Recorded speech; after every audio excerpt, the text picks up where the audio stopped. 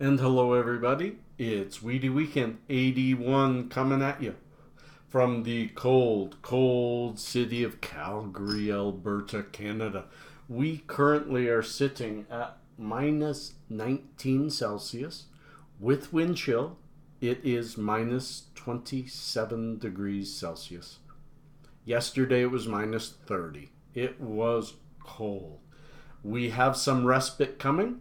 In the next couple of days, it's supposed to get as warm and balmy as minus 8 by Wednesday. And then it's coming back for a cold spell hit. So let's get on with Weedy Weekend. And I hope you're all keeping the cannabinoids in you because I'm keeping them in me. Peace and cheers. Now, I have to be careful of my smoking habits today. I'm mostly going to be eating. I had the tooth removed. Most of you who follow me already know that. And I want to tell you before we move on with anything else, thank God for CBD, thank God for THC. On the recommendation of the dentist, I took all the medicine that he prescribed. He prescribed an antibiotic, which is important because I have an infection. So I'll take those. But he also prescribed 2 painkillers, a very strong ibuprofen and a Tylenol generic type 3. And he told me, he says, that ibuprofen, make sure you take that with a meal because it's going to hurt your tummy. It plays havoc on your tummy. And drink lots of water for the next week while you're taking this medicine because it hurts your kidney. And I thought to myself, okay, that's my ibuprofen, that's my anti-inflammatory. Then the other is Tylenol. It's basically Tylenol, which is bad for your liver. So he's letting me hurt my liver and hurt my kidney throughout the week to reduce the pain of having a tooth pulled. And yeah, it was a bad one because it was really stuck in there. So he bruised me quite a bit. But to reduce the pain, I bought the medicine. I bought the medicine because he told me to, but I didn't take any of it. I immediately, when I got home, took a 10 milligram CBD pill, which really helped with the inflammation.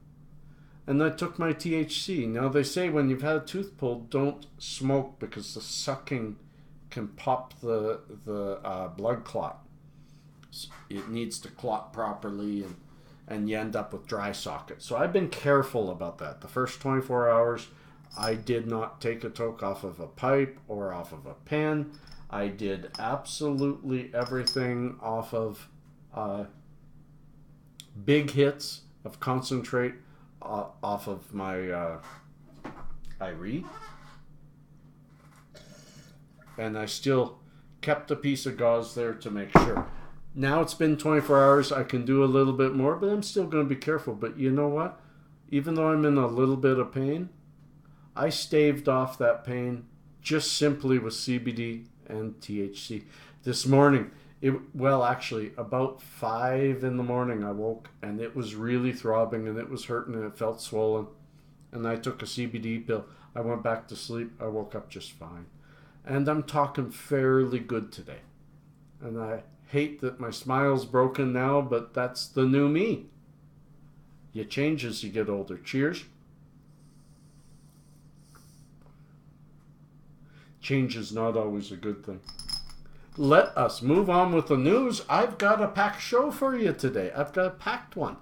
So let's start with from medicalmarijuanainc.com, a story about how, and this is a continuation of last week, how it has been proven through studies and analytics of previous studies that marijuana is probably the best medicine out there for depression, social anxiety, PTSD, and to help with substance abuse. And I'm going to read this to you. This is a substance that has a potential use for mental health. Zach Walsh, associate professor of psychology at the University of British Columbia and lead researcher, told Time.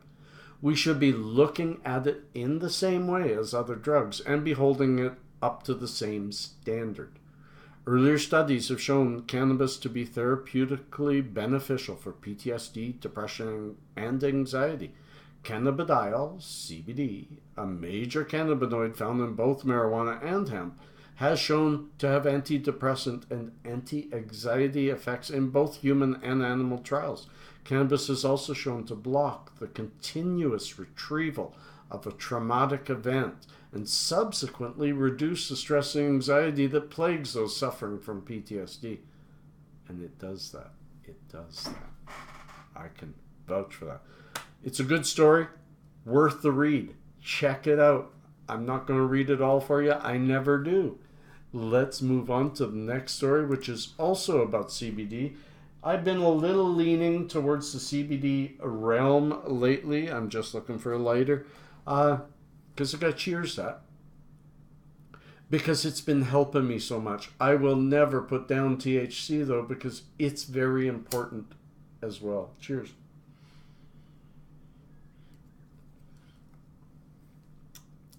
I forgot. That was Snow Lotus. Beautiful, beautiful medicine. Beautiful daytime medicine. I wouldn't... it's okay at night, but it as long as you let it wear off, and then it shows up as the indica that it is. The next story comes from the hempoilbenefits.com. Interesting. It's again it's a story this time about what are the side effects of CBD oil. It's not a well-written story. It's not a well-aimed story because really only in one place, halfway down the story, in one paragraph, it ends and says, but so far there are no known CBD oil side effects. So really it's just another story that goes on to teach you about CBD. So it's good that way. It's good that way. It's trying to say that CBD is positive. It's not putting down THC. I kind of like the story. I will read this one part of it. Sorry, my mouth is sore. According to some patients who have used this substance, the CBD oil side effects are reduced because there are no synthetic chemicals in the game. A few of the therapeutic areas described by patients are alcohol and opiate abuse, Alzheimer's disease, asthma, arthritis, diabetes, mellitus, epilepsy, leukemia, migraine, nausea, vomiting, and pain relief in spinal cord injuries. Although still in the trial phase, the potential for a helpful natural relief could one day become a reality. Truly, CBD is a wonder. Just always, I caution, CBD plus THC makes the entourage effect. Let's move on. This is just a fun story. This next one is for all of you. For all of you, it's fun. It is how to make homemade cannabis pipes and bongs. Really, really good. Talks about using bell peppers, water balls, carrots even. I was never that creative when I was young. I mostly just used pipe fittings for hydraulics, but it's really fun. And this is a fun part of the social aspect of this medicine, is there's a real social aspect to it of people getting together and doing fun things to make taking medicine a little less dull, a little less boring, and a little less monotonous. Happens all day, every day for when you've got chronic pain. So this is a good one. It's from leafly.com. I really like the part about the use sturdy produce and plastic containers are good bets. Gather as many supplies as possible. Certain materials are always handy. Steer clear of juicy or mushy produce. Yeah. It's a pretty good story. So carry that on. enjoy it, and meanwhile, peace and cheers, love and harmony.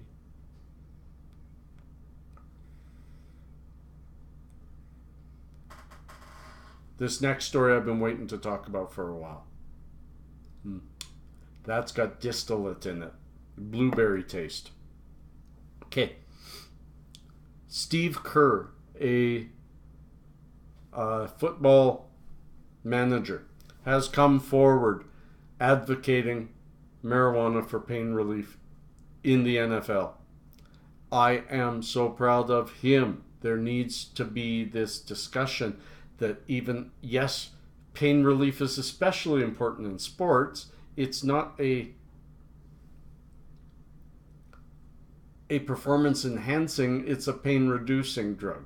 Anyways, I'm going to quote this from him, but it's a very good story on how he did not want to become some kind of super advocate. He didn't want this story hitting, but he even said, hey, if I come out and said that I take Oxycontin, nobody would have said a word. But I said I take marijuana for pain relief, and it's hit the waves. So this is him. You get handed prescriptions for Vicodin, Oxycontin, Percocet, Kerr said. NFL players, that's what they're given. That stuff is awful. That stuff is dangerous. The addiction possibility, what it could lead to, the long-term health risks. So the issue is really important. The issue that is really important is, how do we do what's best for the players? But I understand it's a perception issue around the country. NFL, NBA, it's a business. You don't want your customers thinking these guys are a bunch of potheads. That's what it is. But to me, it's only a matter of time before medicinal marijuana is allowed in sports leagues, because the education will overwhelm the perception. If you do any research at all, the stuff they're prescribing is really bad for you. The stuff that they're banning is fine for you. Again, it's perception, but I do think it's a matter of time. You can see it within our country. Our country is starting to wisen up on the medicinal marijuana side, but I hope we can wisen up on the prescription drug side. That's scary stuff, and it's really not talked about very often. Very good speech, Steve Kerr. Thumbs up and tokes up for you, because wow, way to go. The man seriously is putting his job at risk for the health benefit of players to get them off of major drugs that are bad for us. This next one I'm also going to be a little bit elevated in mood about, because this one really bothers me, and it's the flip-flop of RPM on his stand on dispensaries, his stand on marijuana, and this story is only about his flip-flop on a certain item, so let's stick to that. Trudeau supported dispensaries before the election. This is from July 23rd, 2015, prior to the election. Let me read. Federal Liberal leader Justin Trudeau is speaking out in support of a controversial medical marijuana store in Winnipeg. During a stop in the city on Wednesday, Trudeau said marijuana storefronts like your medical cannabis headquarters, owned by Glenn Price, should be allowed to operate. At a Liberal campaign office just blocks away from the shop, Trudeau reiterated his pledge to legalize marijuana if elected. He said by licensing and restricting the sale, it keeps the drugs out of the hands of kids and criminals. Police closed down Price's store last week, saying he's not a licensed producer, so it's illegal for him to sell it. And now this week, so there he was in 2015 saying, hey, these stores should be allowed to exist. Now he's saying people are outright breaking the law, Trudeau told the Star. We haven't changed the laws. We haven't legalized it yet. Yes, we've got a clear mandate to do that. We've said we will. We've said we're going to do it to protect our kids and keep our money out of the pocket of the criminals. But the spread of storefront dispensaries, scores of which have popped up in Toronto, is clearly a concern to the Prime Minister. So I don't know how much clearer we can be that we're not legalizing marijuana to please the recreational users. I mean, that will be a byproduct. We recognize it's something that's going to happen when it happens, but it's not happened yet. He's not here to please recreational users. I did a speech about dispensaries. I'll say it very briefly again. Most dispensaries operating, not all, most, are operating on a medical basis for patients to get the medicine that the licensed producers do not supply, yet our courts have already said is our right to purchase. So if we have nowhere to purchase, then these medical dispensaries come forward, like MMJ, who make sure that they live up to the rules and the heart of the regulations of the ACMPR, and they don't allow rec users to purchase. These are clearly a community thing, and if no complaints from the community, these dispensaries should remain open. Dispensaries that are dealing with a recreational base, that are only saying, show me your ID, show me you're an adult, and we'll sell it to you, that I agree. The law has not changed yet to support that. That shouldn't be there. The law does support the medicinal dispensary. It does support it. The courts support it. It's just our government has not supported it or made it a part of their plan, even though they've been told that they should by R.V. Smith and the Allard case. So I'll move on from this one. I'm going to have a hoot of my Pura Vida. This one's got Billy Crystal in it. His own brand of it's a sativa leaning hybrid. Cheers. Everybody, talk to your MPs. The Liberals are not fooling anybody by delaying and hoping to win another election. No, this cannot be used as a political ploy, although it will.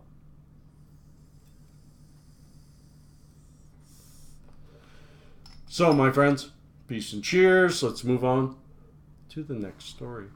The next story is more of I'm going to put it because it's a positive. It's about how women are continuing to be leaders in this new industry.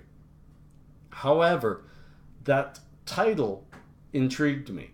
Then I see that it's Aurora.com, AuroraMJ.com. Aurora is an LP reporting on their own shop in the women's group and saying, look at us, we're leaders and they're women. When we know Aurora has lots of men too, and they aren't giving us any statistics. So I encourage you to read it.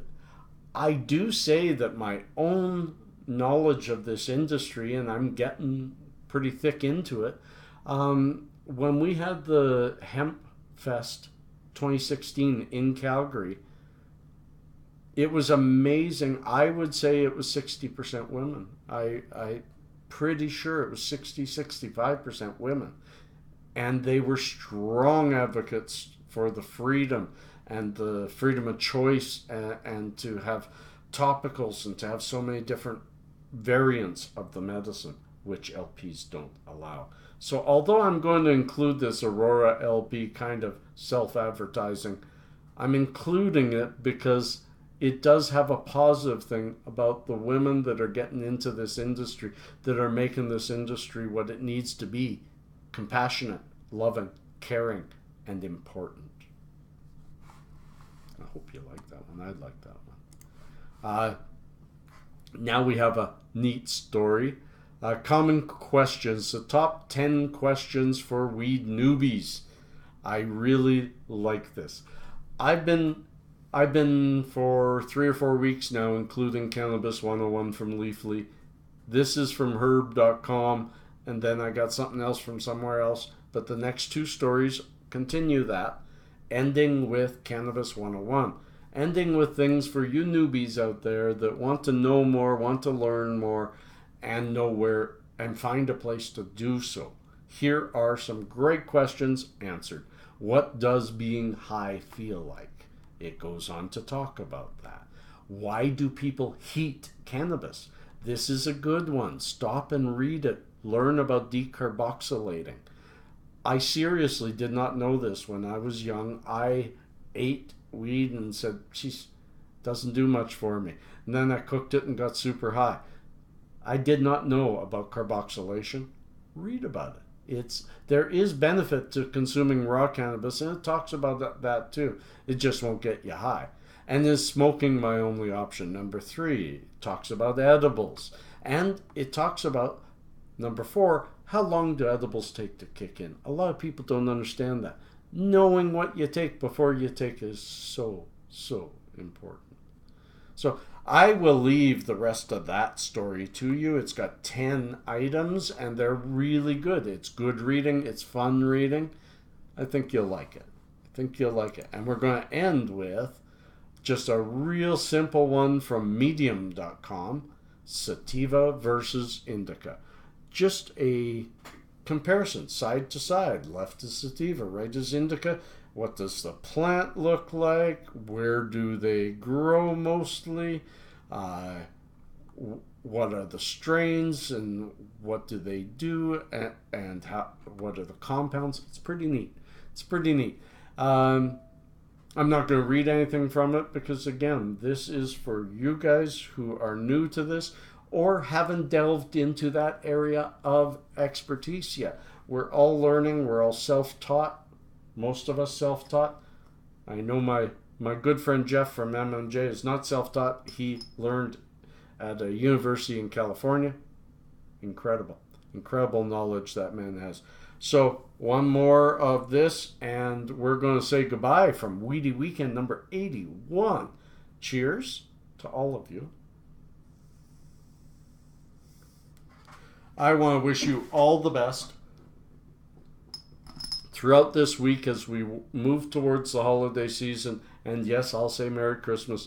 If it isn't what you celebrate, you say whatever you normally say to me and I'll enjoy it. I'll take it. I'll thank you. Peace and cheers. Love and harmony. Keep passing that joint, my friend.